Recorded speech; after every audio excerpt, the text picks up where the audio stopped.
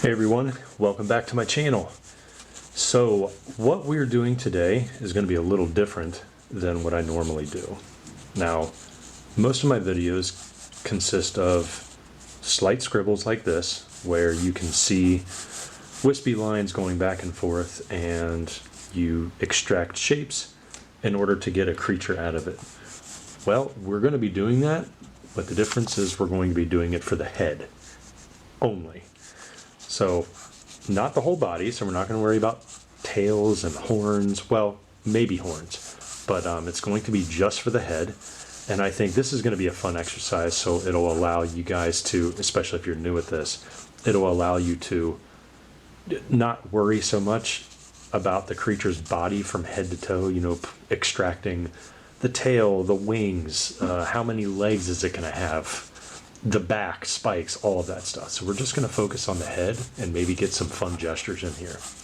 So before I go any further, I want to say what I'm using for tools. I don't know if you can see it show up on here, but it's a black Prismacolor pencil. So it's just it's PC 935. This is just the standard wax-based Prismacolor pencil that you can buy separate. As a matter of fact, I have the box right here. So it's just a box, and I think they come in a pack of 24. I could be mistaken. This is a pretty old box. I just haven't used all of them. So you can order these separately on Amazon. And then the other thing is I'm using a 4B from Black Prism. I'm using a 4B from Faber-Castell. It's the 9000 series. Now, when it comes to the actual graphite pencil, it doesn't really matter what brand you use, as long as you practice with specific brands so that you can get good using that one. And this isn't the only brand I like using either. I like using Tombow. Every now and then I may use an ebony pencil, but you know, I'll just stick to the Faber-Castell just because I've been using it for years. Okay. Oh, by the way, moleskin paper.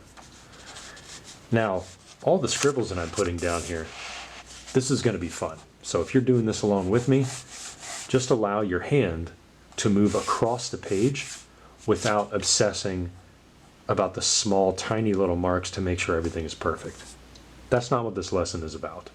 What this lesson is about is wispy, strong, confident lines, overlapping them so that new shapes can form that you're not used to making. So we're going to bust out of our comfort zone a little bit. Okay, we're just going to use 3, so I'm just going to number these because I like numbering them and it just helps the order of things. All right, so which one do you guys like? I mean, if I move down here like this and you can see each one, all 3 have their merits. Okay. Now, if you draw several thumbnails like this before we get to the head, if you draw several thumbnails and you can't choose, take a step back and look at all of the major lines that are running across the whole shape. If that one is an attractive line, typically that's a good one to go with. So let me explain a little further. Let me tilt my sketchbook a little bit. When we look at number 1, the line that I see more than anything else is this one. Now, this whole thumbnail could easily be interpreted as a spaceship, a weapon, a helmet, armor, some kind of prop, you know, like a detonator device. I don't know. But we're keeping it as a head. So just look at the attractive lines first. That one. Now, when I look at this one's a little interesting because it almost looks like one starts here and then it opens up right here, kind of like the visor on a helmet, right? And then this is like a big horn. I might come back to this one. And then this one, unknowingly, it kind of looks like a Scott Robertson vehicle a little bit. Love his stuff, so his vehicles are amazing. But kind of looks like the cockpit right here and one of those, you know, funky front ends that he has on his vehicles. But if I want to look at this from an organic point of view, like a creature, I can definitely see an eye in there, almost like this is a bird. Now, I'm a huge fan of birds.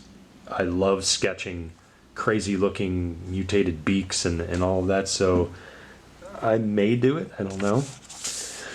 But I think judging from these, yeah, I think I'm going to go with this one.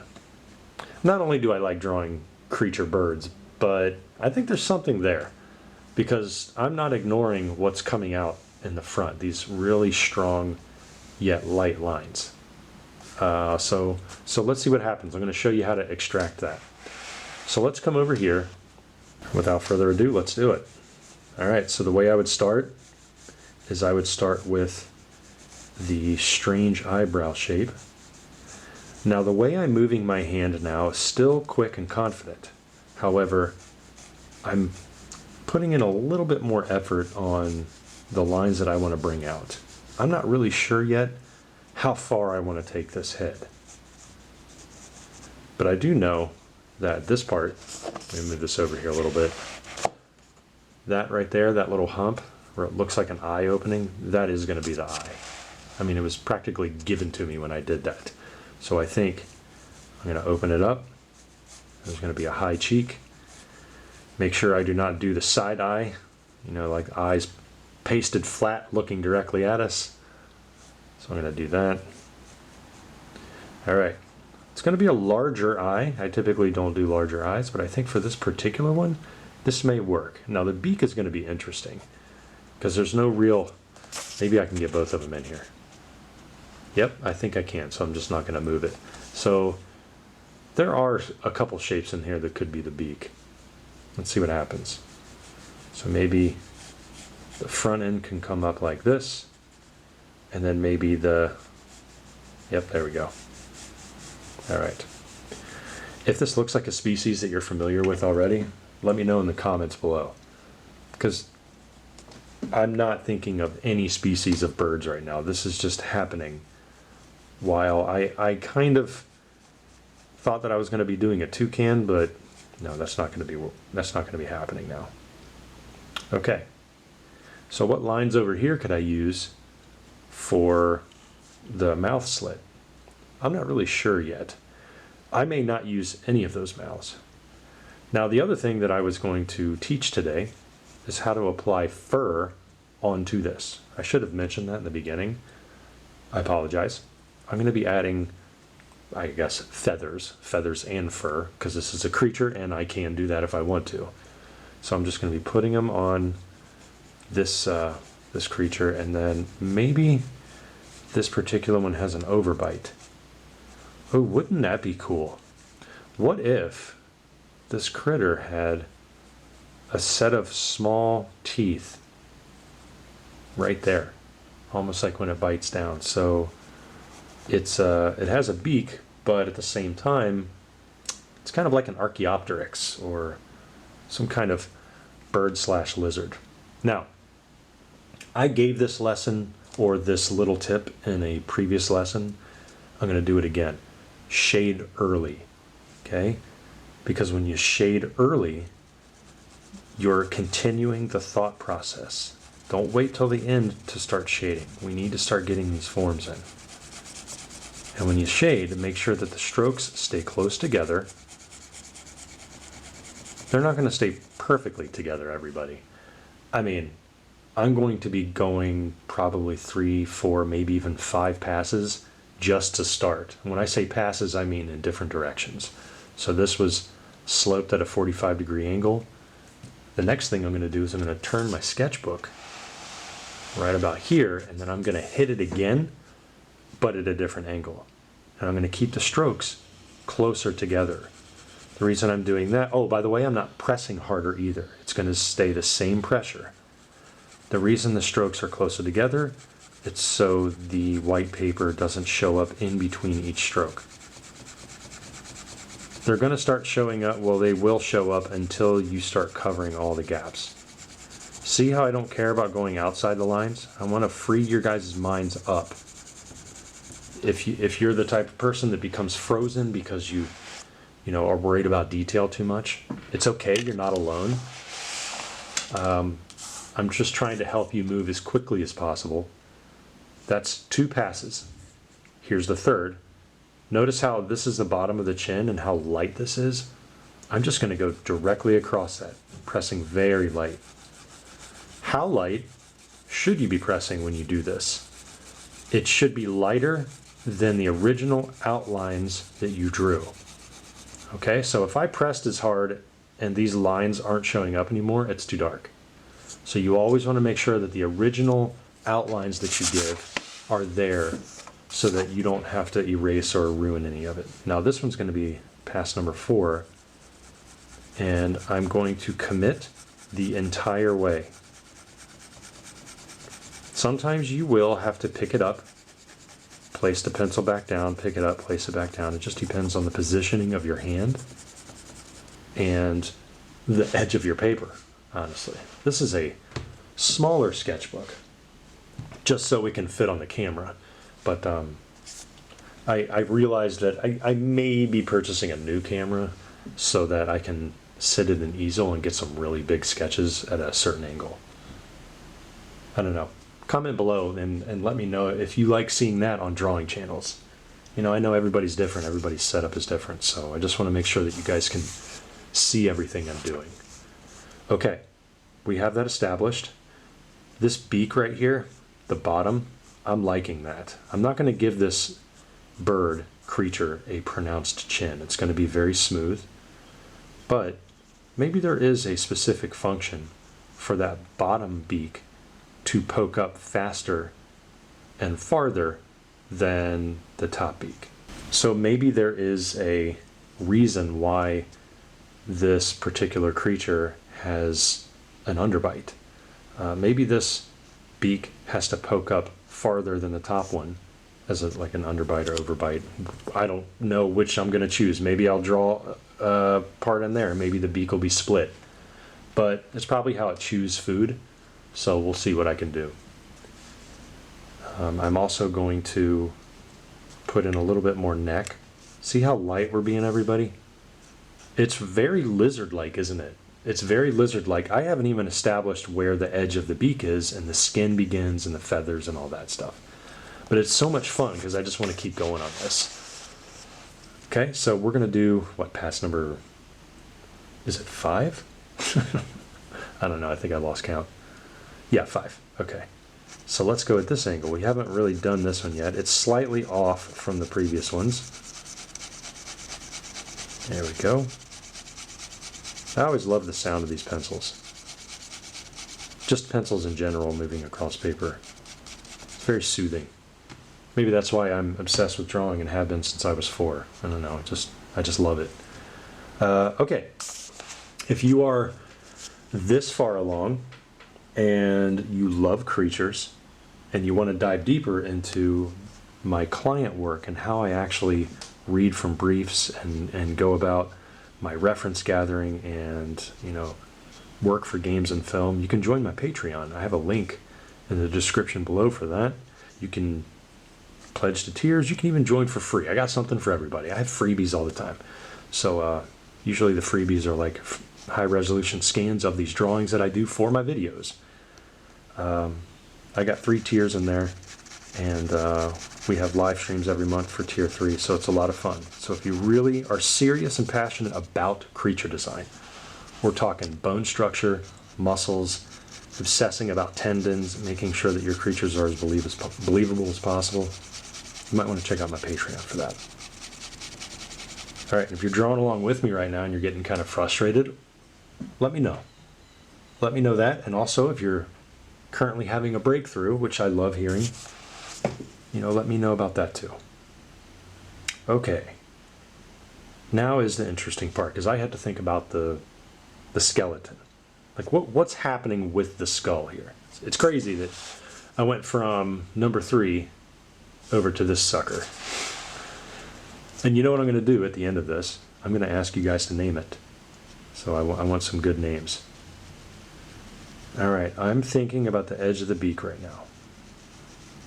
And I want this to be cool looking, obviously, but I also want it to be functional. So I don't want it to be so crazy that it's not a beak anymore and it just looks like a giant weapon. So what I'm trying to do is just make it functional. The mouth slit, I'm happy with. This is why I'm making the mouse slit a little darker. Okay, that's a really pronounced cheek.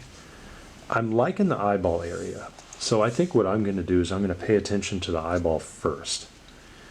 I'm going to start my shading just around the whole pupil, just everything. I may even go over it a little bit. I'm not too sure about the iris, about anything going on inside the eye. I just want to see like what kind of eyelids that it can have, and if it's just going to be a jet black squid-like eye. I don't know. I like the outline for that part, so whenever I'm confident about certain shapes, I won't hesitate and I'll just put in a darker line. That's fine. You're probably wondering, when the heck am I going to use the black Prismacolor? We're going to do that soon, okay? But it's going to take a little bit of patience. You don't want to jump into the black Prismacolor too soon. There are instances where you can, but it just depends on the surface material of the creature. All right. I like this area right in here, which is why I'm adding a little bit more detail, a little more shading. Okay, once I have that, that's looking kind of cool, isn't it? So now I think I'm going to add a little bit more of the eyelid, and you can change the facial expression of any of your creatures or characters just by adding a top and bottom eyelid in there. So I don't want to go overboard. But when you squeeze eyelids together, you add this thinking measure to your creatures, like the expression of thinking, of anger, or extreme concentration. That's what I want on this one. So maybe this bird creature is hunting and it's on top of a mountain, or maybe like perched up on a branch. That was totally by accident what I just did, and I'm actually kind of liking it. I just added a subtle little bump. I did not mean to do that, but I think I need to turn it into maybe a nostril hole, just a little. Okay, happy accidents, right? We all have those. Those are fun. Anyway, the expression. So I'm just going to press a little bit harder with my 4B. That's the crazy thing about these 4Bs, everybody. You can get pretty dark with these things. You don't necessarily need the black Prismacolor until you have to get super dark. There might be some places on this cheek where I'll get pretty dark. Okay, so another cool trick. If you're doing birds in particular, and you need to separate the beak from the feathers, you can outline it if you want to keep the outline effect. Like if you're doing something that looks like cell shading, if you're doing something cartoony, that's okay. But if you want these to be super realistic, take your pencil and follow that line by scratch shading. And go on top of that line all the way up, just follow it. And you're going to scratch shade it in the direction in which the feathers are growing away from the beak. So on this particular creature, the feathers are growing up the head this way and back across the cheek. So I want to make sure that these little scratch marks are subtle, but also they're going to our right. And we're going to keep going. It's very important that this starts very light, everybody. So I got to turn the sketchbook a little bit more. I keep hitting my camera. I'm so sorry. Okay, so we're going to do this on the bottom too. Ready? So we're just going to move the pencil. See that very faint line that I have coming down here? We're going to do that. And we're going to keep going. Now, I'm just spreading my pencil strokes out a little bit before it and a little bit after it. So it's not going to be a super clean straight line, but kind of jagged. Okay, there we go. So it's really blending into the beak. Okay. Now the other thing that I want to establish now is the beak line again. Okay, so if you're doing a bird, usually, even in nature, beaks and mouths and everything where the top and bottom beaks meet, they're never perfectly straight. It's nature. Nature is imperfect. But you can put tiny little darker marks and random spots on the beak to make it look like parts of it are chipped away and that you can see more inside on that area. It's really fun to do. Just do it sparingly. Okay, good opportunity coming up. I'm going to make sure this isn't blurry too, so I'm testing the focus here. Okay, I'm going to be putting some shadows right underneath this cheek, and I'm going to move up towards the top of the head. I'm going to make it a little darker though on the bottom portion of this cheek, because that part is collecting shadow and it's going to be sticking out at the top. You'll understand what I'm talking about once you start seeing this come to form. All right, now I'm just going to move my pencil gently across that scratched beak separation right there. I just got to be very subtle about it. This is all about patience, everybody. You have to have patience when you're building up these creatures. Several years ago, I was showing you guys one of my videos about shading techniques, and had a bunch of animal heads and bird heads. And I realized how much I've missed doing little head designs like that, but also I just haven't done it in a while. This is why I wanted to show you guys how to do this today. You know, I mentor people, artists from all walks of life, and the majority of the lessons that I give, especially if you want to become creature designers, is, you know, drawing from anatomy and drawing from animals that we're already familiar with. And birds are so much fun because they're one of the few animals that you can practice hard surface on. You can practice fur and hair, soft parts, and skin. Like it's crazy. And feathers, like all on one animal. That's why they're so much fun. And the hard surface obviously coming from the beaks, but they're so pronounced and there's so many possibilities for awesome shapes. That's why they're awesome. Okay, now it's really starting to come in. Notice I have not used an eraser, anybody. No erasers. If you want to use the eraser, that's okay. But I'm here to tell you, please use it sparingly. There are instances when erasers are okay. So for example, you can use them as a highlight. That's totally true. My suggestion would be, if you are going to use an eraser for a highlight, please use a kneaded eraser. Gum erasers suck. They're just not good. They fall apart. Pieces of them are everywhere. Kneaded erasers are where it's at. No offense to anybody that loves using gum erasers. I used them for years, everybody. I really did, and I just didn't like them. But as you get better and better at drawing, you start to become more strategic on your thought process, and you will use erasers less. Now, one thing that I forgot to mention at the beginning of this episode, and it's crucial if you want to have nice lines, and that is always keep your pencils sharp. When you're using black Prismacolor, which I will be using here in a couple minutes, so stick around, dull pencils make dull drawings. So you've probably heard that saying before if you're going to art school and your teacher said that. My teacher said that. But you want to make sure that your pencils are nice and sharp so that the lines are true and crisp. Now, whenever I design beaks, I always like to add just a little bit of bumps, or that didn't even make any sense. I like to add small little bumps instead of super smooth surfaces. So look under here, and I'll just put a little bump right there. It adds interest to the area. It's almost like, hey, the skin and the fur and everything that's going to be out here, it's stopping, and a new material is growing from it. So let's continue.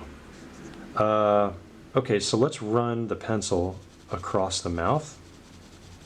But instead of coloring directly over the split, I'm going to go directly under it, and I'm going to form a lip. It's going to be kind of interesting for a beak. But just watch what happens as I slowly but surely start to build that up. you're going to start to see a lip form on the, right underneath the crack in the beak. There we go. So you can see it. It's very light, but it's running across there now. What that does is it adds 3D believability.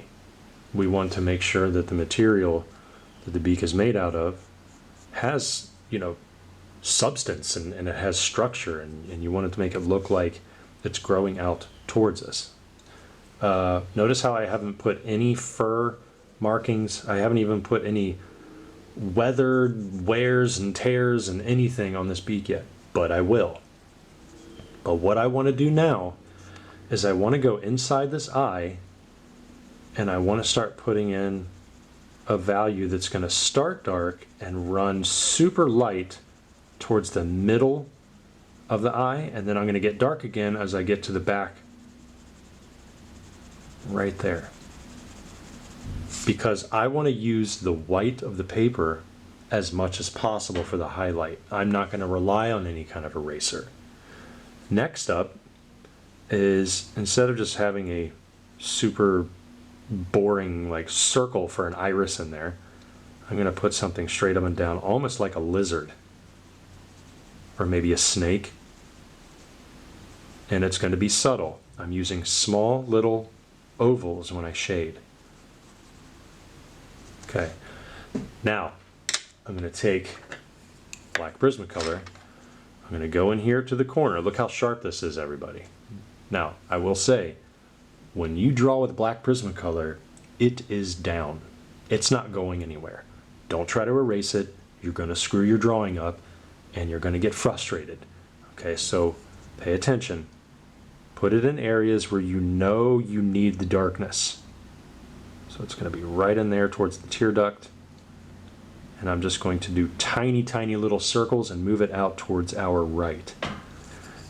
Top of the eyelid right here, where it touches the eye. And then the bottom, this back corner. And I'm going to do small little circles and go to our left. And I'm going to stop and evaluate what I did. It's not bad. I want to make sure that I'm not going to overdo it. So I'm going to stop right now. I just wanted that on there. I wanted to start something with the black Prismacolor. Now I'm going to take my graphite and I'm going to go right over the black Prismacolor. So this method, I didn't invent this method, okay? But I discovered it for myself when I was sick and tired of smearing my graphite in my sketchbooks. So the black Prismacolor is wax-based, and if you mix it in with the graphite, it helps keep the graphite down. Okay, so you don't have to spray it with fixed stiff and anything fancy. You don't have to go spend ridiculous amounts of money on, you know, any kind of adhesive. Okay, now here's where the fun part comes in. You see that coating of value that I put across everything? I'm probably not done yet, so I'm going to do it one more time. Okay, ready everybody? So we're going to take, I'll make sure that's flat. I'm going to take the black Prismacolor and we're going to gently go across the entire drawing. It's very important that you're careful with this. The texture is going to be different than graphite. I always like black Prismacolor not only because of, you know, it keeps the graphite down, but it adds a really cool rough texture that you can't get with regular graphite. Okay, so once we have that, it's very subtle at first, you're not going to see much, and then slowly but surely you will start to see the difference in the texture when you start to overlap areas. So like for example, the under part of this cheek here, it's going to be sticking out. I just have to make sure that I don't stay clustered in one tiny area. I spread it out. Because you can easily build up black Prismacolor in an area that you did not want to build up, and it gets a kind of like a dirty outline almost, and you want to be very careful. Once you have something like that down, then you can take the graphite pencil, or 4B, whichever one you're using, and you go over the black Prismacolor. And when these two work together, you can have some pretty extraordinary textures.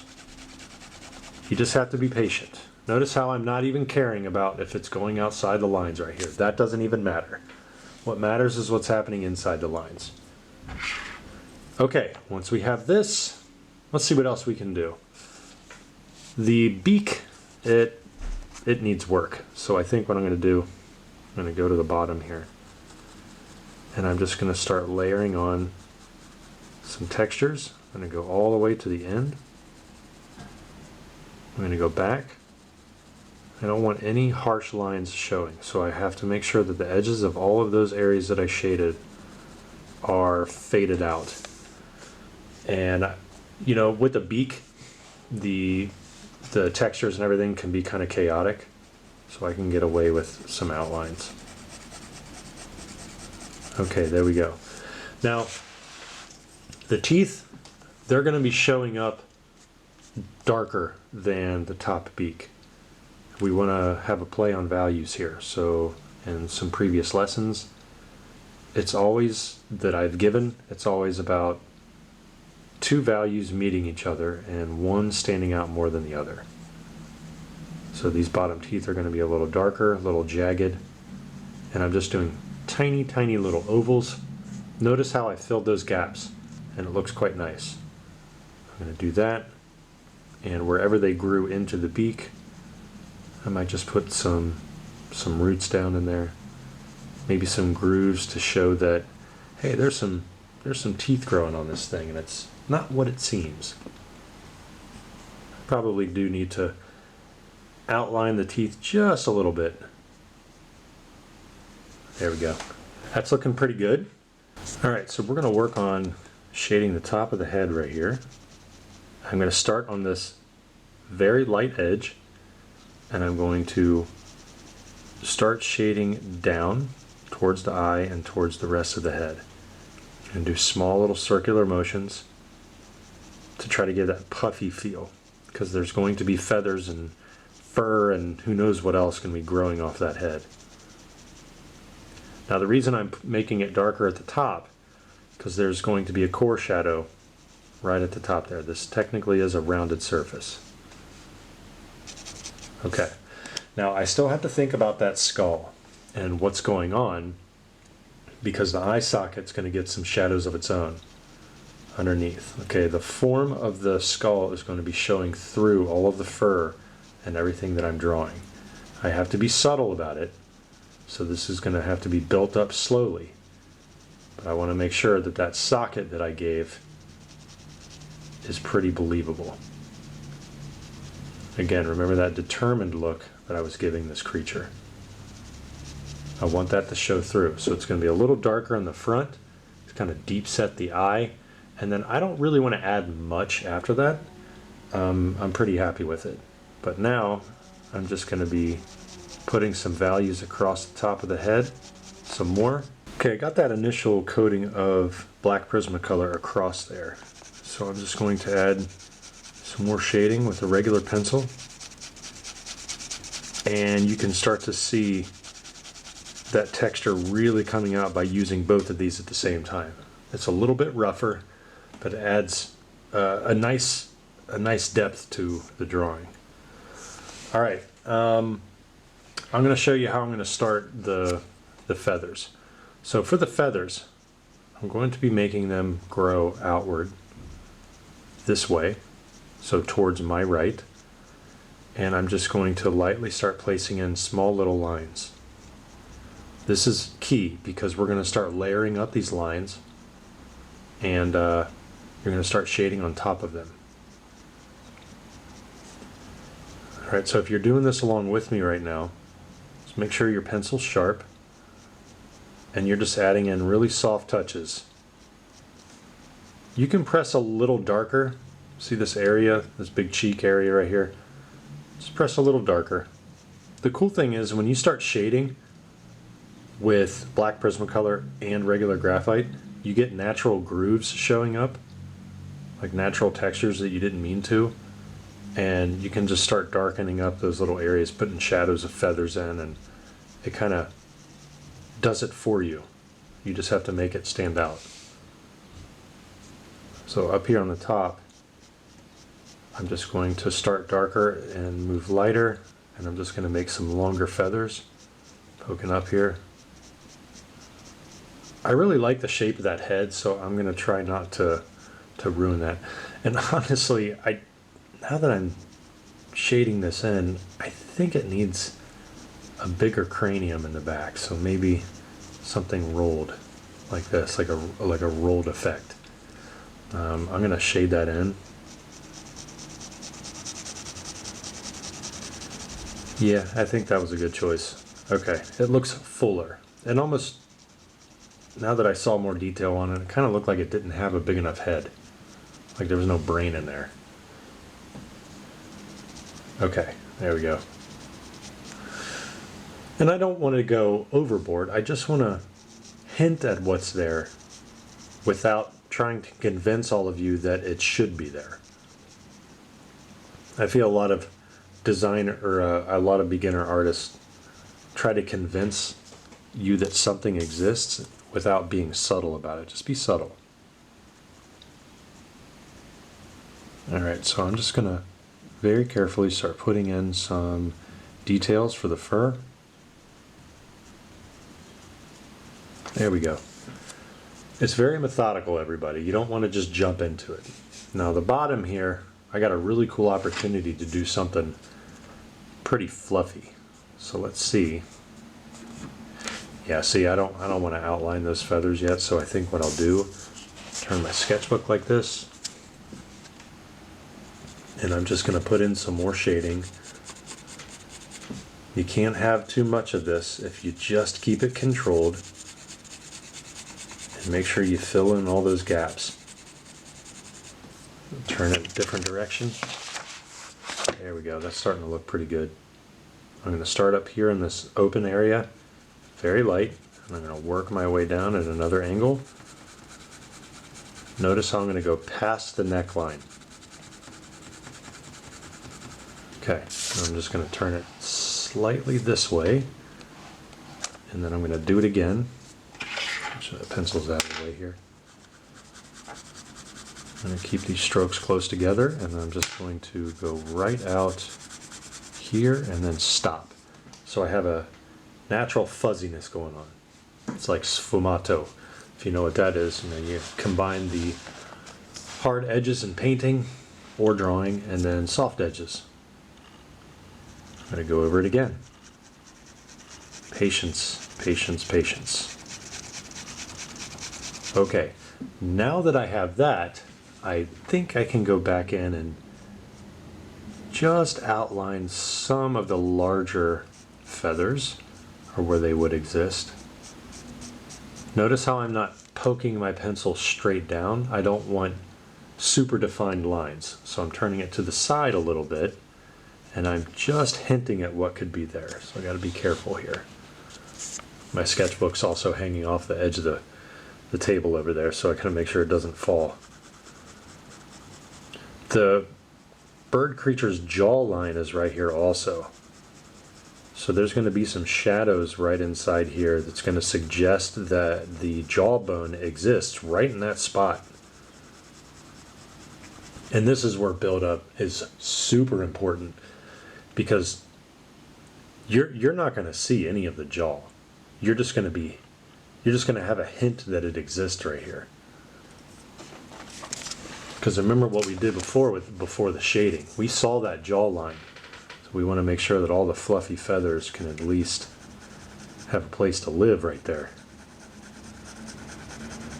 And I'm paying a lot of attention to that area. I want to make sure that there's good rough texture in there, because the feathers, they're going to be pretty rough in that area also.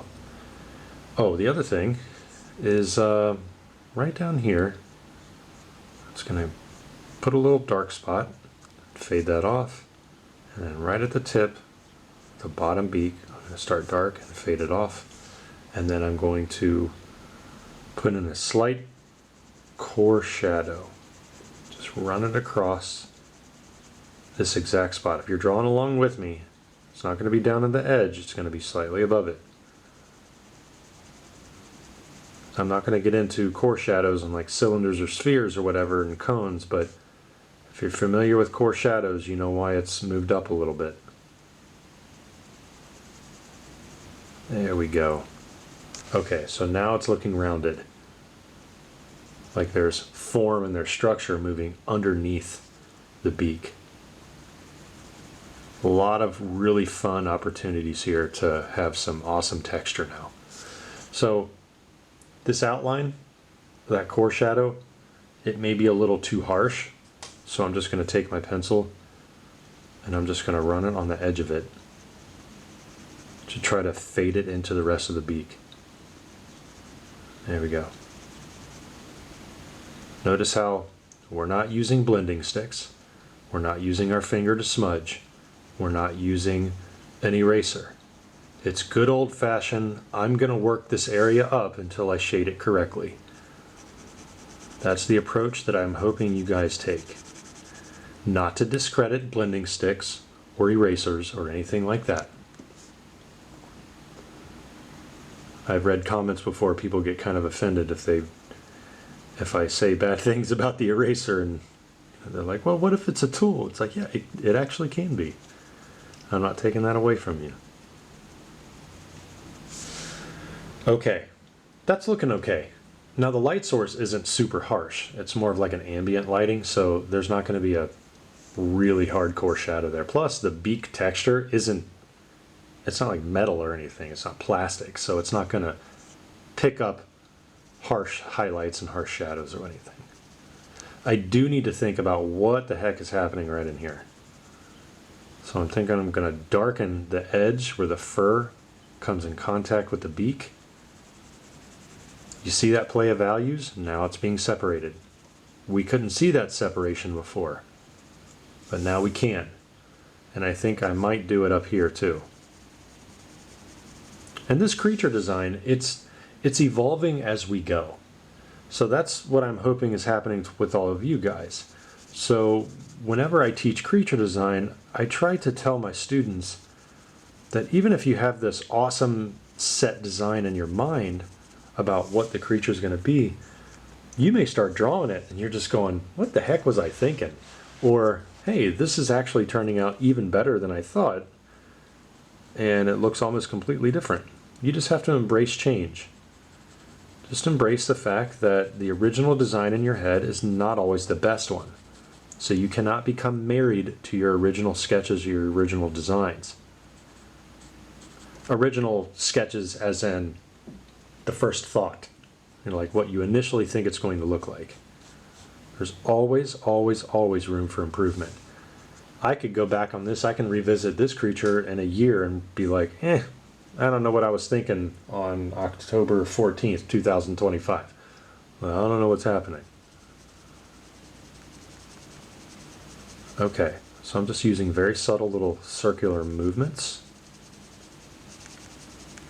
Now what I'm going to do, I'm going to take my black Prismacolor and I'm going to start putting in some slightly darker feathers, and they're going to be tiny.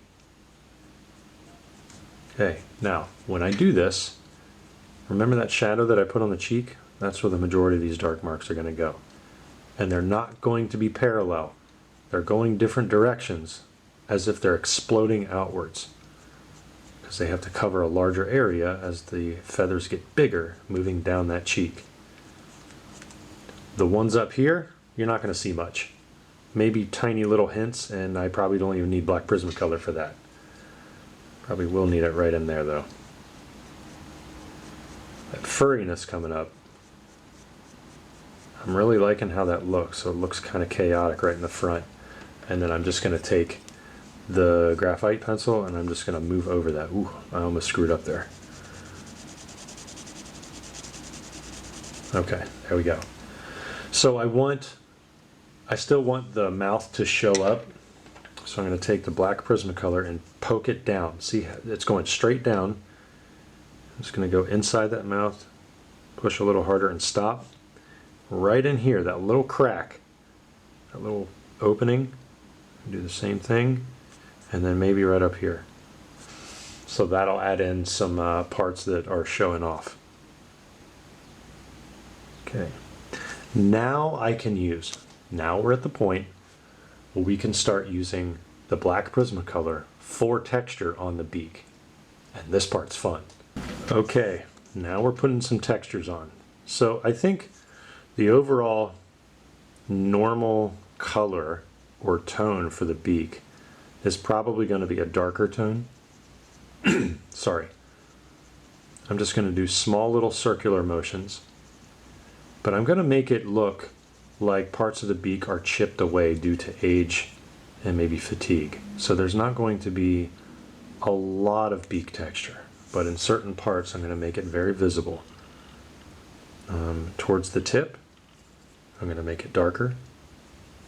It's just a little trick that I've learned over the years to make nails, claws, tentacles, horns, and other things like that to really stand out. So another cool thing is when I do jagged little rock shapes, like going down and up, I'll make some parts darker than others, so it looks like a little crevice, like part of the beak texture is actually broken off, and I'll do that. Now I'm going to take my graphite. Okay. Also, if you want to know a little trick on keeping your paper from smudging, if you have little pencil shavings and who knows what else on the paper, don't brush them away with your hand, because then you're just smearing everything. Try your best to blow them away with, just your mouth, or try to get a super light cloth so you can gently wipe that stuff away. I'm making sure this texture isn't too harsh, so I want to make sure that it looks natural. Okay, there we go. Remember what I said here about these teeth needing to be dark? I'm going to keep them that dark, probably get a little darker, and maybe have like the illusion of a tooth root coming down, but it's on the outside. That'd be kind of cool. Up top here, it needs to stay light inside there so that those jagged teeth can actually show up. So I'm just going to put in some texture, but not much. Maybe at the top here I'll get darker, because remember the beak material is naturally darker. It's also adding a nice contrast with the fur, so I'm just going to keep it like that. I keep saying fur, I mean feathers, I'm sorry. Alright, inside here I'm just going to make it all dark. Extend the mouth underneath this cheek, so maybe the mouth slit is right underneath here. See all this darkened area right here? I don't like that at all. Like I need to fix that. So I'm just going to use my regular pencil and I'm just going to keep going over the black Prismacolor. Just takes a little patience, everybody. Sometimes you're going to get places where you don't agree with how you drew it. Just try to work through it as best you can without panicking, without getting angry and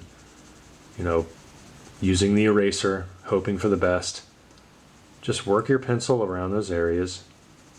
And also, it's happy accidents, everybody. Like, who knows? Maybe this particular creature has a darkened mouth corner. Like, who knows? But now that I put the darkness up there at the corner of the mouth, I'm actually kind of intrigued by that. So I'm just going to put feathers right below it that are darker. And maybe have them kind of be a little chaotic. Maybe poking out here. Yeah, that looks kind of neat. I got to figure out what to do in between all these. Just very subtle little surface changes. There we go. Even the neck, even the furry, hairy, even the feathered neck is going to have a coarse shadow right under there. So I'm going to take the black Prismacolor. You got to be careful with this.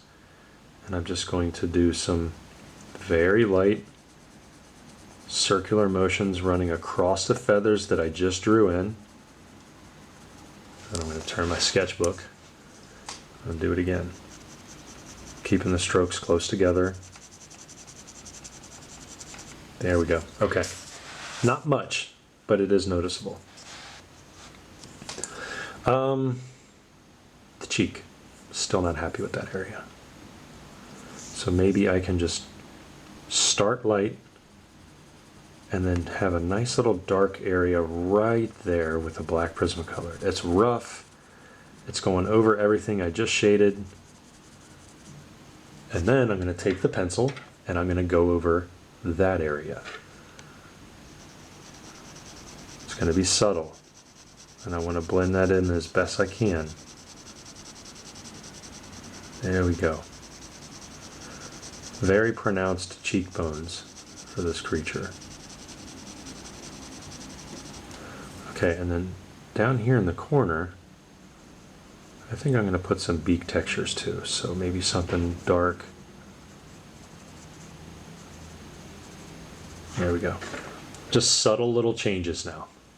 It's really going to help this thing pop off. Check the links in the description below for my mentorship if you're interested in that. If you're interested in taking a deep dive into creature design, you really want to get good at this, I do have lessons for you and some tutorials and other really awesome stuff over at my Patreon, so check the links in the description for that too. I really appreciate everybody being here today. Hopefully this was a cool lesson. If you want me to do more bird-like creatures, I know I'm getting a lot of requests for aquatic beasts because of my last one. Those are fun. I always like drawing creatures that swim. So let me know in the comments, and I just want to tell you all that I really appreciate you and everything you do. And until next time, peace.